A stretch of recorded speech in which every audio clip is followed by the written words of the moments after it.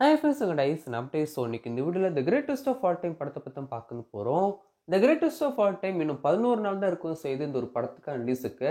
நேற்று the greatest of all time படத்துக்கான டீம்ஸ்லேருந்தே அஃபிஷியல் ஒரு சில ஸ்டில்ஸ் ஷேர் பண்ணியிருக்காங்க. டோட்டலாக 7 ஸ்டில்ஸ் புதுசாக ஷேர் பண்ணியிருக்காங்க.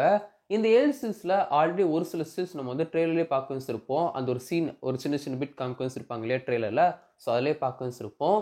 ஒரு சில ஸ்டில்ஸ் புதுசாக வந்துருந்துச்சு. முக்கியமாக டிஏஜிங் லுக் வச்சு பார்க்கும்போது டோட்டலாக 3 லுக் ரிலீஸும் பண்ணியிருந்தாங்க. 3 பிக் ரிலீஸும் பண்ணியிருந்தாங்க. அதில் வந்து ஒரு பிக் வந்து நம்ம ட்ரெயிலே பார்க்க வச்சிருப்போம். மிச்சம் இருக்கிற 2 இந்த ஒயிட் கலர் ட்ரெஸ், அது மட்டும் இல்லாமல் ஹீரோயின் கூட அந்த ஒரு டிஏஜிங் கேரக்டர் இருக்கு இல்லையா. ஸோ இந்த 2 பிக்கும் புதுசாக நம்ம பார்க்கவும் செய்கிறோம். அண்ட் என்ன ஒரு லுக், விஜய் சாருக்கான என்ன ஒரு லுக் வந்து இருக்கும் இல்லையா, ஸ்பை லுக். ஸோ அதில் வந்து ஒரு சில பிக் ஷேரும் பண்ணியிருப்பாங்க. அது எல்லாமே நம்ம வந்து ட்ரெயிலே பார்க்க வச்சிருப்போம்.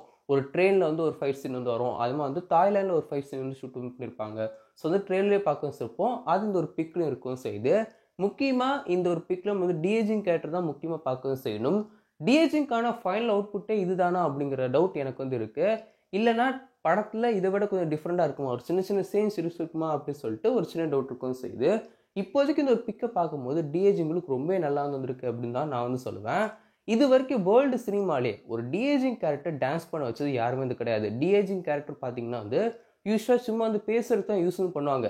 ஜெமினி மேனில் கூட நீங்கள் வந்து பார்த்தீங்கன்னா டிஏஜிங் கேரக்டருக்கும் அந்த ஒரு ஒரிஜினல் கேரக்டருக்கும் ஒரு ஃபைட் சீன் வந்து வரும். அது ஃபுல்லாகவே விஎஃப்எக்ஸ் தான் ஷூட் வந்து பண்ணியிருப்பாங்க. ஐ மீன் விஎஃப்எக்ஸில் தான் பண்ண வச்சுருப்பாங்க.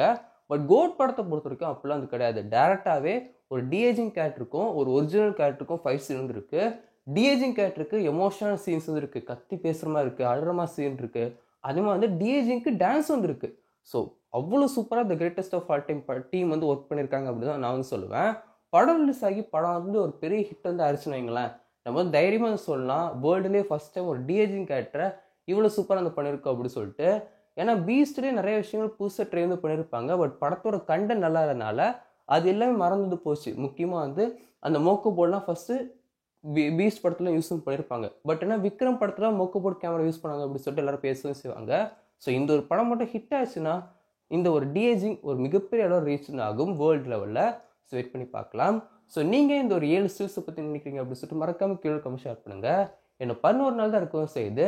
September 5 the greatest of all time படத்தை தமிழ், தெலுங்கு, ஹிந்தி அப்படின்னு சொல்லிட்டு இந்த 3 லாங்குவேஜ் ரிலீஸும் பண்ண போகிறாங்க. ஹிந்தியில் ஓவர்சீஸ்லேயும் படம் ரிலீஸ் ஆக போகுது. அட் த சேம் டைம் இந்தியாவிலையும் மல்டிப்ளெக்ஸஸில் ஹிந்தி வெர்ஷன் ரிலீஸ் ஆக போகுது. எந்த ஒரு சேஞ்சும் கிடையாது.